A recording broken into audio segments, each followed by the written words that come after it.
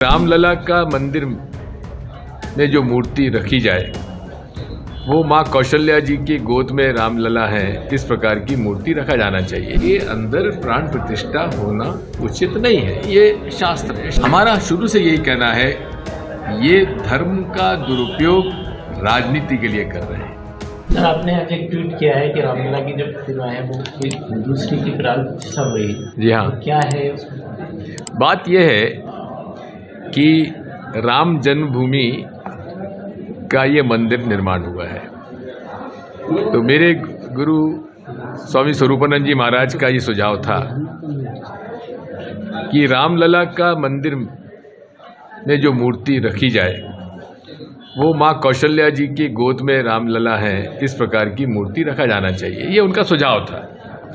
तो जो मूर्ति पहले जो दिखाई थी उसमें तो जो राम दरबार का चित्र था, इस बार जो आज जो उन्होंने दिखाई है मूर्ति, इसमें कि उसमें 5 साल की आयु के वो उसका स्वरूप है राम जी का। बात यह है कि मूल हमारा प्रश्न वो जो ट्रस्ट है, न्यास है, उससे ये है कि राम मंदिर के निर्माण पूरा नहीं होने के पहले जो हमारे सारे शंकराचार्य मिलके ये कह रहे हैं, मेरी तो इसमें स्वामी रामनेशाचार्य जी की रामानंद संप्रदाय के जो प्रमुख हैं स्वामी रामनेशाचार्य जी, उनसे भी बात हुई। ये निर्माणाधीन मंदिर के अंदर प्राण प्रतिष्ठा होना उचित नहीं है, ये शास्त्र है। शास्त्रों के आधार पर ही हमारे धर्म का पालन हजारों सालों से होता आया है और जो विधि है उसके आधार पर ही ये सब होता है। उसका उल्लंघन क्यों किया जा रहा है, किस उद्देश्य से किया जा रहा है? कि जो राम जी पहले से वहाँ स्थापित है, जिन्होंने वहाँ धूप झेले, जिन्होंने वहाँ तूफान झेले, उनका क्या? मेरा पहला प्रश्न वही है कि वो मूर्ति कहाँ है, उसकी प्राण प्रतिष्ठा वहां पे उसको वहां क्यों स्थापित नहीं की जा रही है? पहला मेरा प्रश्न वही है। 2-2.5 महीने के बाद रामनवमी का त्योहार आने वाला है, भगवान राम का जन्मदिन आने वाला है, उस दिन कर लेते हैं। हमारा शुरू से यही कहना है, ये धर्म का दुरुपयोग राजनीति के लिए कर रहे हैं।